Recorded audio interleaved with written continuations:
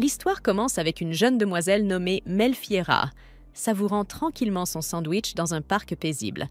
Un vieil homme descend de sa calèche et s'approche d'elle en lui demandant s'il peut goûter.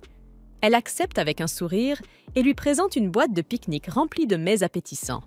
L'homme s'assied et mord dans un sandwich.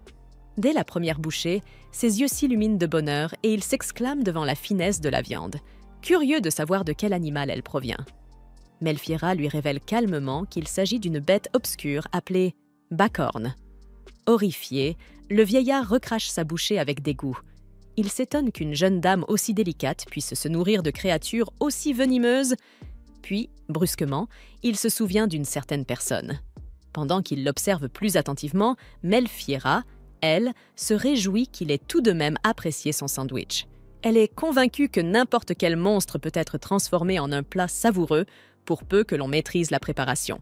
Mais, hélas, personne ne veut goûter à sa cuisine. Tandis qu'elle rêve de rencontrer enfin quelqu'un qui comprendra sa passion, un aventurier encapuchonné médite, seul, dans une prairie paisible. Plus tard, dans le même parc, des nobles richement vêtus assistent à un banquet mondain. Lady Melfiera y est également présente. Elle goûte un plat et loue les talents des chefs du roi. Alors qu'elle se retourne pour se resservir, son intendant, Talbot, l'interpelle. Il lui reproche de s'amuser ainsi et Melfiera devient mal à l'aise. Elle se rappelle qu'elle assiste au banquet d'automne du royaume de Languidaez dans le but d'y trouver un mari, étant la fille du comte Marchalrad. Pourtant, elle s'ennuie, car aucun des hommes présents ne lui plaît réellement. Mais les paroles de sa belle-mère, Célia, lui reviennent en mémoire. Si elle ne trouvait pas d'époux, on l'enverrait dans une école conventuelle. Même son père lui avait demandé avec douceur d'épouser un homme de bon caractère. Elle ressent donc une pression écrasante. Cependant, chacun à la réception semble l'éviter comme la peste. Découragée, Melfiera finit par s'enfuir. Elle se promène alors à l'extérieur, parmi de simples chevaliers, songeant qu'elle pourrait peut-être trouver un homme convenable parmi eux. Soudain, des cris éclatent. Un monstre surgit, semant la panique. Tous les jeunes nobles prennent la fuite. Mais Melfiera remarque un vieux couple renversé au sol. Elle se précipite pour les aider. La vieille dame lui dit qu'elle ne peut pas se relever sans sa canne. Mais son visage blêmit lorsqu'elle aperçoit le monstre qui se dresse derrière Melfiera. Stupéfaite, cette dernière constate qu'un Bacorn est apparu en pleine zone habitée. Sans réfléchir, elle attire la créature à elle pour l'éloigner du couple, courant à toute vitesse devant le monstre rugissant. Alors que le monstre lève son énorme patte pour l'écraser, Melfiera croit que tout est fini pour elle. Mais soudain, une lame fulgurante tranche la tête de la bête d'un seul coup. Ébahie, elle regarde le jeune homme ranger son épée avec un geste élégant. Le chevalier, connu sous le nom de duc Galbraith, pose son regard sur Melfiera, tandis que les murmures se répandent parmi la foule, fascinés par sa force incroyable. Melfiera le contemple avec admiration, se souvenant de son effroyable titre, le duc fou de sang. Galbraith lui demande alors si elle a peur de lui. Elle hésite un instant, sachant que ce duc est réputé pour aimer massacrer les bêtes uniquement par plaisir. Pourtant, son cœur bat plus vite. Elle est troublée par la beauté de ses traits. Rassemblant son courage, elle se relève et le remercie. Galbraith, surpris par son calme, lui demande si elle est blessée. Melfiera lui assure qu'elle va bien, mais remarque une trace de sang sur sa joue. Rougissante, elle lui suggère d'aller se laver le visage. Galbraith la regarde, intrigué. Elle lui explique que le monstre semblait infecté et qu'il risquerait une grave maladie s'il avalait ce sang. Un instant, elle soupire, attristée à l'idée que toute cette viande de monstre soit perdue à cause du poison, mais se demande malgré tout si elle pourrait la purifier. Cependant, ses pensées s'effacent vite. Elle se concentre sur Galbraith, inquiète que le sang ait pu pénétrer dans son organisme par la peau. Impressionné par sa connaissance approfondie des monstres, le duc la fixe en silence. Melfiera réalise alors qu'elle a trop parlé et s'excuse précipitamment de lui faire perdre son temps. Mais Galbraith lui tend une petite fiole d'eau sacrée et l'invite à en boire. Il lui explique que cette eau la protégera de toute toxine. Après un moment d'hésitation, elle accepte et boit. Remarquant ensuite les taches de sang sur sa robe, Galbraith lui prend la main pour l'emmener se changer. Melfiera refuse, affirmant qu'elle lavera simplement ses vêtements. Le duc la dévisage et lui demande si elle supporte vraiment de porter des habits couverts du sang impur d'une bête. Melfiera répond avec simplicité qu'elle en découpe tant de ces créatures, que cela ne lui fait rien. Galbraith, surpris par la facilité avec laquelle elle traite des monstres aussi dangereux, lui demande enfin son nom. La jeune femme se présente alors avec élégance et le remercie encore pour son aide. Le duc éclate de rire, découvrant qu'elle est en réalité la fameuse Dame Glouton, légendaire passionnée de viande de monstres. Dans le monde de Melfiera, il existe en effet une multitude de bêtes étranges et de plantes mutées que l'on appelle des monstres. D'ordinaire, la chair des monstres est dangereuse et provoque d'horribles intoxications alimentaires à quiconque en mange, si bien que les créatures abattues finissent généralement gaspillées. Cependant, grâce à la préparation spéciale de Melfiera, elle peut transformer cette viande en un plat consommable sans danger pour les gens ordinaires. Elle confie à Galbraith qu'elle s'intéresse davantage au goût de la viande de monstre qu'à leurs propriétés magiques. Il reste stupéfait qu'elle puisse avaler des créatures magiques empoisonnées, mais elle se lèche les lèvres en avouant qu'elle invente toujours de nouvelles méthodes pour les rendre comestibles. Choquée par tant d'enthousiasme, Galbraith la fixe, tandis que Melfiera, gênée, croit avoir ruiné ses chances avec ses excentricités. Elle tente de lui sourire, mais le duc détourne les yeux avec maladresse. Melfiera lui demande alors si elle a fait quelque chose de mal, et, en le voyant devenir encore plus timide, elle pense qu'elle l'effraie. Elle s'inquiète de son état, persuadée que le sang du monstre l'a peut-être affecté, mais Galbraith lui assure qu'il va bien. Puis, sans prévenir, il lui prend la main et l'entraîne en courant. Melfiera s'étonne qu'il ne soit pas dégoûté par ses goûts étranges. Elle l'observe, troublée, jusqu'à ce qu'il s'arrête pour lui demander une question inattendue. « Est-ce que c'est bon ?» Déconcertée, elle ne comprend pas d'abord. Alors il précise « La viande de Backhorn est-elle savoureuse puisqu'elle en a sans doute déjà goûté ?» Surprise, Melfiera hoche la tête et réfléchit un instant. Elle craint qu'il ne la trouve répugnante, mais finit par lui avouer que la chair de Backhorn ressemble beaucoup au bœuf. Elle explique qu'il faut d'abord l'attendrir, puis la griller ou l'utiliser dans un ragoût. Galbraith, impressionné, lui demande si la viande d'un Backhorn non infecté peut être consommée sans danger. Cette curiosité sincère la bouleverse. Elle se rappelle combien les autres se moquaient d'elle lorsqu'elle comparait la chair de ces bêtes hideuses à celle d'un bœuf savoureux. En réalisant que Galbraith s'intéresse réellement à la viande de monstre, Melfiera éprouve un bonheur profond, enfin comprise. Elle lui révèle que, pour consommer n'importe quelle créature, il faut d'abord extraire la magie contenue dans sa chair. Galbraith demande aussitôt la méthode, et elle lui explique que l'énergie magique peut facilement être retirée du sang grâce à des outils spéciaux. Le duc devient grave, puis, un peu hésitant, lui prend les mains et lui demande s'il pourra goûter son prochain plat de monstre. Melfiera croit rêver.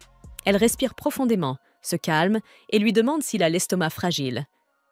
Galbraith s'interroge sur sa question. Alors Melfiera lui explique que les monstres infectés possèdent de puissantes toxines qu'un estomac ordinaire ne pourrait supporter. Il lui demande alors ce qu'il en est des monstres non infectés, et elle révèle que leur chair est semblable à celle du bétail, et qu'elle peut donc être préparée normalement.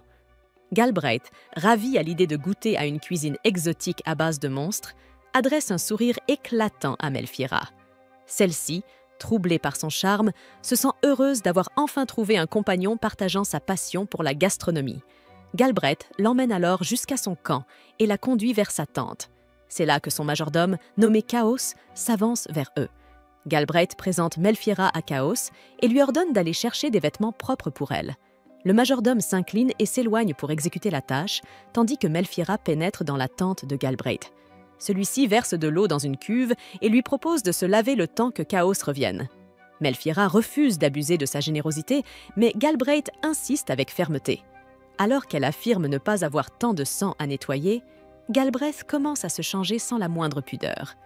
Surprise par son torse nu, Melfiera détourne aussitôt le regard, tout en se souvenant des fois où elle observait en cachette les chevaliers torse nus depuis sa chambre. Pourtant, malgré elle, elle ne cesse de jeter des coups d'œil furtifs et finit même par complimenter sa musculature. Galbraith, un peu pris de court, avoue qu'il s'entraîne régulièrement. Les pensées de Melfiera dérivent alors vers des images fantasmées de son corps en pleine action. Reprenant ses esprits, elle s'avance finalement vers la cuve et commence à se laver aux côtés de Galbraith. Elle lui demande si elle peut apprendre à chasser les monstres. Il lui répond que ce n'est pas si compliqué, mais estime qu'elle n'a pas la force nécessaire pour manier une épée, lui conseillant de lui laisser le travail ardu. Touchée par sa galanterie, Melfiera l'admire, tandis que Galbraith, un peu embarrassé, cherche à changer de sujet. Il lui demande alors si elle aimerait qu'il chasse un monstre en particulier pour sa chair. Melfiera, enthousiaste, imagine déjà les innombrables créatures de la forêt qui pourraient enrichir leur repas. Elle s'exclame qu'elle a hâte de goûter à de nouvelles saveurs exotiques, ce qui fait sourire Galbraith. Celui-ci lui essuie doucement le visage. En retour, Melfiera essuie le sien et reste un instant fascinée à contempler ses traits. Mais leur moment de tendresse est soudain interrompu par Chaos, qui revient et demande, avec une pointe d'ironie, pourquoi son maître se tient torse nu aux côtés d'une jeune demoiselle. Galbraith trouve une excuse maladroite, affirmant qu'il n'était pas entièrement nu, mais Chaos lui rappelle sévèrement qu'il demeure inconvenant de se montrer ainsi devant une jeune demoiselle célibataire. Après ce rappel, il tend à Melfiera une magnifique robe neuve, que celle-ci admire aussitôt avec des éloges. Galbraith lui précise que la robe provient des réserves royales et, en levant les yeux vers lui, Melfiera se met presque à saliver en apercevant l'immense tête de bête qu'il porte dans ses bras. Les hommes présents s'étonnent qu'une lady puisse être attirée par une apparence si sauvage. Kao, lui, se dit que son maître a décroché le gros lot en amour. Puis, ensemble, ils raccompagnent Melfiera jusqu'à son carrosse. La jeune femme remercie chaleureusement le duc et son majordome pour toute leur aide. Craignant que ce soit leur dernière rencontre, Galbraith lui promet de rapporter différentes variétés d'hydromel lors de sa prochaine visite. Elle lui sourit et l'accueille volontiers à venir la voir quand il le souhaitera. Avant de la quitter, le duc jure de chasser un moodle royal pour elle. Aussitôt, Melfiera s'imagine déjà la chair succulente de la bête et laisse courir des pensées espiègles. Bien qu'elle soit tentée d'accepter, elle lui explique que la viande de monstre est bien meilleure fraîche et qu'il devra donc la lui apporter vivante. Surpris, Galbraith acquiesce, songeant que capturer ces créatures vivantes constituerait un nouveau défi digne de lui. En contemplant son visage affable, Melfiera songe à la réputation sanglante du duc et comprend que la noblesse aime propager de fausses rumeurs. Elle monte dans son carrosse et lui tend un panier avant de s'éloigner. Intrigué, Galbraith demande ce qu'il contient. Elle lui révèle qu'il s'agit de viande séchée, confectionnée à partir d'un monstre appelé Skatspit qui vit dans les terres de son père. Le duc sort un morceau de cette viande séchée et Melfiera lui assure qu'elle est sans danger pour la consommation. Il acquiesce et commence à manger, mais Chaos, inquiet, lui intime de recracher. Selon lui, il est imprudent de goûter un tel aliment sans l'avoir fait tester au préalable. Galbraith refuse, savourant la saveur, tandis que Chaos est persuadé qu'il souffre déjà d'un empoisonnement. Finalement, le duc l'invite à essayer lui-même. Le majordome croque à son tour dans la viande, sous le regard silencieux et amusé de Melfiera. Après avoir goûté un morceau, Chaos se met lui aussi à louer la saveur du mets, et Galbraith approuve avec enthousiasme. Il dit à Melfiera qu'il attend avec impatience toutes les autres gourmandises qu'elle saura préparer, et les yeux de la jeune femme s'écarquillent de joie. Habituée au rejet constant, Melfiera se souvient de la barrière qu'elle avait érigée autour de son cœur pour protéger ses sentiments. Submergée par l'émotion, elle tombe à genoux, transportée de bonheur d'avoir enfin trouvé quelqu'un qui accepte et apprécie véritablement ses passions. Galbraith, troublé par cette réaction, l'observe avec inquiétude, tandis que Melfiera laisse couler des larmes de joie, convaincue qu'elle ne le mérite pas. Se relevant, elle lui confie qu'elle est simplement triste de devoir partir. Galbraith comprend alors toute la profondeur de ses émotions. Il lui promet d'attendre avec impatience leur prochaine rencontre, et la jeune femme monte dans son carrosse après avoir pris congé. Alors que le véhicule s'éloigne, Galbraith agite la main et lui rappelle de tenir sa promesse. Installée à l'intérieur, Melfiera savoure une douce chaleur intérieure. Elle se félicite d'avoir participé à ce banquet ennuyeux, car elle y a trouvé un véritable ami. Pourtant, un doute la traverse. Elle se demande si Galbraith ne joue pas simplement avec elle pour s'amuser. Elle s'assoit, pensive. Malgré ses incertitudes, elle espère de tout cœur que ses sentiments sont sincères et songe déjà avec impatience à leur... La neige tombe déjà sur les terres de Marcherade lorsque Melfiera revient de ses voyages. Avant qu'elle ne puisse entrer dans la maison, son père, Ghislaine, l'attend déjà dehors, la main levée et le visage furieux. Elle suppose qu'il est en colère parce qu'elle n'a pas réussi à trouver un fiancé convenable, mais Ghislaine révèle qu'il a reçu une lettre de Rogier, lui demandant officiellement sa main. Melfiera pense d'abord qu'il lui demande simplement de l'aide, mais Ghislaine précise qu'il s'agit bel et bien d'une demande en mariage. Cette requête le choque, car la position de Rogier en tant que duc ne correspond pas au statut modeste de leur famille, et recevoir une telle lettre le met dans l'embarras. Même Melfiera en transpire d'inquiétude. Pendant ce temps, dans le pavillon, Rogier et Maxime se rencontrent à l'intérieur d'une tente. Rogier rapporte tout ce qui s'est passé pendant leur chasse, expliquant comment il a mené son plan sans faire de victimes.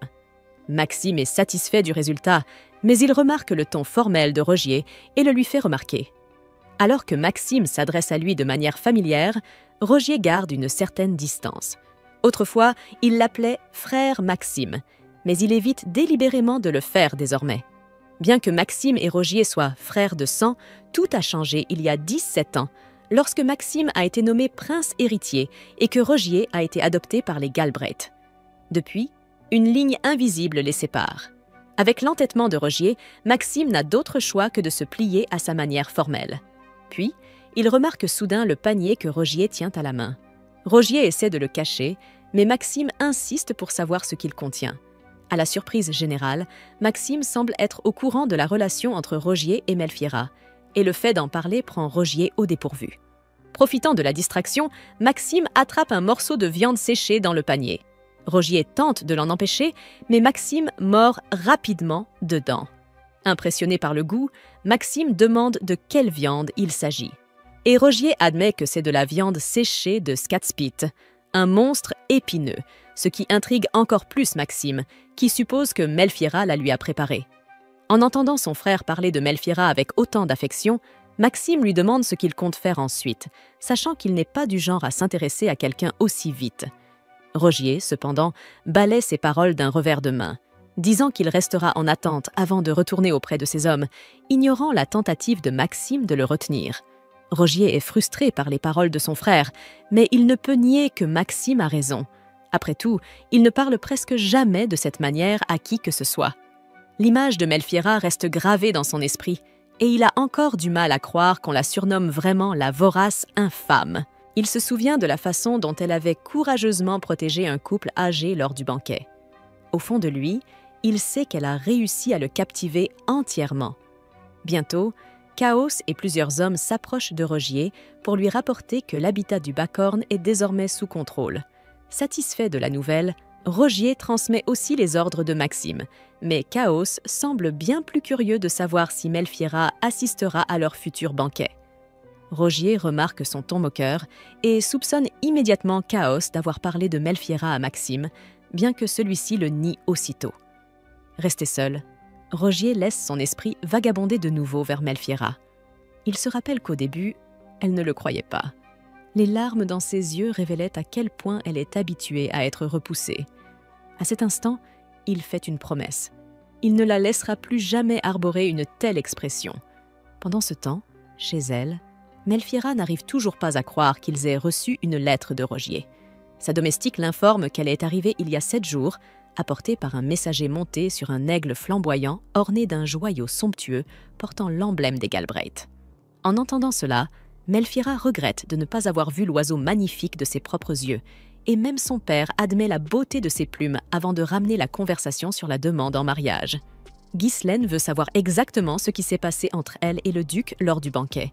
Melfiera raconte tout honnêtement, mais Ghislaine reste sceptique. Après tout, ce n'était que leur première rencontre. En relisant la lettre, Melfiera doute de la sincérité des paroles de Rogier, soupçonnant qu'il puisse y avoir une autre raison derrière cette proposition soudaine.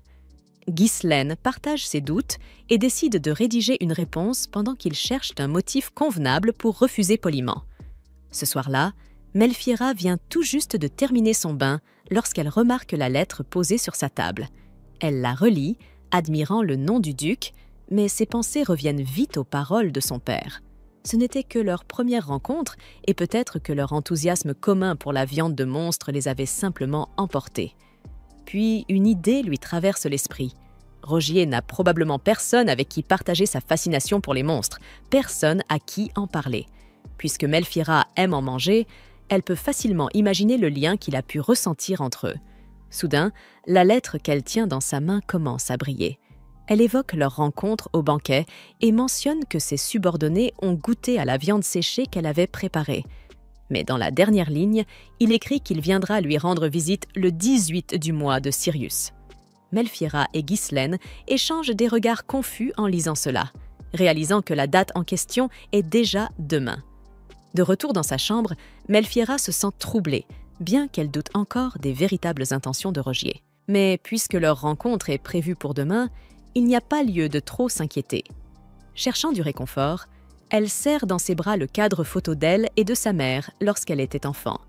S'adressant à l'image comme si sa mère était encore là, elle lui parle de la proposition de Rogier et se demande si le duc saura apprécier la valeur de toutes sortes de viandes, comme sa mère autrefois. Ses pensées la ramènent à ses jours d'enfance passés à contempler les terres familiales avec sa mère.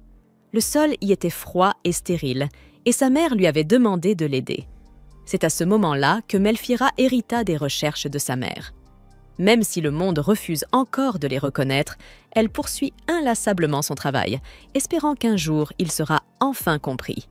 Le lendemain, sa belle-mère Célia frappe à la porte de Melfiera et la trouve encore non préparée. Melfiera bafouille des excuses, bien que la vérité soit qu'elle ne s'était même pas réveillée avant l'arrivée de Célia. Célia entre et inspecte la chambre avant de la réprimander sévèrement pour avoir négligé son apparence, alors qu'on lui avait demandé de trouver un fiancé, qualifiant cela de honte pour son titre de noblesse. Elle mentionne également Rogier, l'avertissant que malgré sa haute naissance, il est tristement célèbre comme un duc violent, avide de sang et fou de bataille. Soudain, des rugissements de dragons retentissent dans le ciel. Melfiera se précipite vers la fenêtre et aperçoit une volée de dragons planant au-dessus des terres. En regardant de plus près, elle comprend que Rogier est arrivé, chevauchant son dragon accompagné de quelques-uns de ses hommes. Alors qu'ils échangent brièvement quelques mots à travers la fenêtre, Célia ordonne à Melfiera de la fermer immédiatement, mais celle-ci refuse. Au lieu de cela, elle dit à Rogier d'attendre dans les pâturages au nord, où ils auront leur discussion officielle concernant sa demande en mariage. Sans hésiter, Rogier obéit, et Melfiera, après avoir refermé les fenêtres, reste figée, troublée, cachant son visage derrière les rideaux pour dissimuler son trouble. Tant de pensées et d'admiration traversent l'esprit de Melfiera qu'elle en oublie presque que Célia l'appelle à plusieurs reprises. Sa belle-mère explique qu'elle ne se sent pas bien et demande à Melfiera d'en informer Ghislaine à sa place. Bien que Melfiera espère que Célia resterait pour assister à la discussion concernant la proposition de mariage, celle-ci insiste pour partir, affirmant que la permission du père suffira. Elle va même jusqu'à prononcer des remarques acerbes sur Rogier, jugeant inconvenant qu'il soit venu à dos de dragon. Mais Melfiera ne peut supporter ces insultes.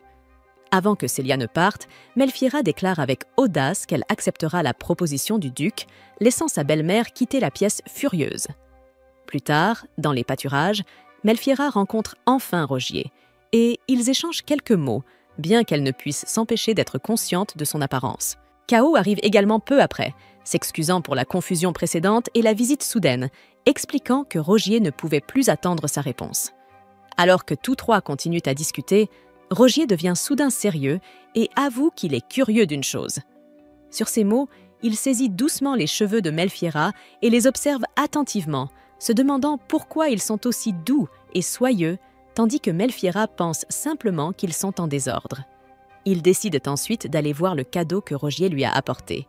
Rogier désigne un grand sac qui contient son présent. Melfiera a du mal à le croire, mais l'objet à l'intérieur est bel et bien un monstre, comme Rogier le lui avait promis lors de leur dernière rencontre. Cette révélation fait aussitôt rayonner Melfiera de joie, bien qu'elle cache son visage pour dissimuler sa réaction. Elle n'en revient pas qu'il en ait réellement apporté un, et le remercie sincèrement pour ce cadeau, exprimant même le souhait d'y jeter un petit coup d'œil. Rogier exauce alors son vœu, mais comme le sac ne bouge pas, Melfiera suppose que le monstre est déjà mort. Cependant, Rogier retire simplement la couverture pour qu'elle voie par elle-même.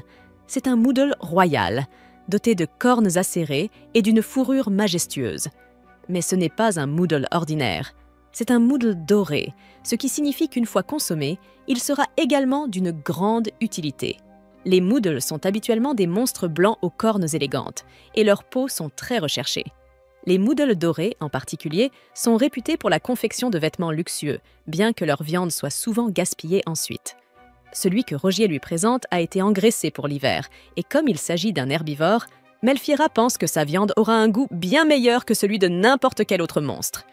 Tandis que Melfiera partage ses connaissances sur la créature, Rogier l'écoute, visiblement impressionné. Il prend alors sa main et la pose sur le cœur du Moodle. C'est à ce moment-là qu'elle se rend compte que la créature est encore en vie. Rogier ne l'a qu'endormie à l'aide de sa magie. Au fond d'elle, Melfiera imagine déjà le grand festin qu'elle pourra préparer avec sa viande. Malgré ses pensées, l'excitation la submerge. Confuse, ravie, elle n'arrive pas à contenir sa joie et ne cesse de remercier Rogier à plusieurs reprises. Alors que Ghislaine et ses hommes arrivent à leur tour, les deux parties entament une discussion officielle. Ghislaine et Rogier se saluent respectueusement avant d'entrer directement dans le vif du sujet. Melfiera en oublie presque que Rogier est en réalité venu pour demander sa main.